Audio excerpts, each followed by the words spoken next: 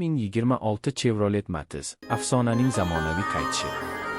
Bu nomni eshitgan zahoti ko'pchilikning ko'z oldiga tejamkor, ixcham va ishonchli shahar avtomobili keladi. 2026 yilgi yangi Matiz esa aynan shu ruhni saqlab qolgan holda, butunlay yangicha dizayn va texnologiyalar bilan namoyon bo'lmoqda. U oddiy odamlar uchun yaratilgan, ammo bugungi zamon talablariga to'liq javob beradigan avtomobil sifatida qayta tugildi. Chevrolet Matiz ilk bor 1998 yilda dunyoga kelgan va O'zbekistonda ayniqsa mashhur bo'lgan modellardan biri hisoblanadi. Yillar davomida u arzon narxi, kam yoqilg'i sarfi va oddiy texnik xizmat ko'rsatish imkoniyati bilan xalq avtomobiliga aylangan. 2026 yilgi yangi avlod esa shu tarixga hurmat bilan qaragan holda ancha zamonaviy ko'rinishda taqdim etilmoqda. Tashqi dizayniga qaraydigan bo'lsak, yangi Matiz endi yanada jasur va yoshona ko'rinadi.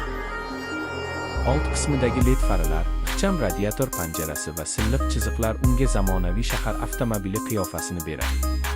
Kuzov o'lchamlari shahar uchun juda qulay, tor ko'chalarda harakatlanish, to'xtash joylariga osongina sigish katta ustunlik hisoblanadi. Yon tomondan qaraganda esa balandroq oynalar va qisqa oldorqa chiqintilar avtomobilni yanada chaqqon ko'rsatadi.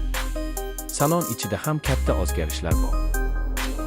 Oldingi Matizlardan farqli o'laroq 2026 yilgi modelda raqamli panel, sensorli multimedia ekrani, Bluetooth va smartfon bilan ulanish imkoniyatlari mavjud. O'rindiqlar yanada qulayroq, materiallar sifati esa ancha yaxshilangan. Orqa o'rindiqlar ham shahar uchun yetarli darajada joy taklif qiladi. Yukxona esa kundalik ehtiyojlar uchun moslashtirilgan. Texnologiyalar borasida yangi Matiz kutilganidan ko'proq imkoniyatlarni taklif etadi.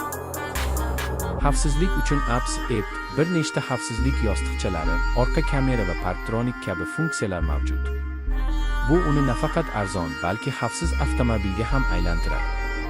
Dvigatel masalasida 2026 Chevrolet Matiz asosan tejamkorlikka urg'u beradi. Kichik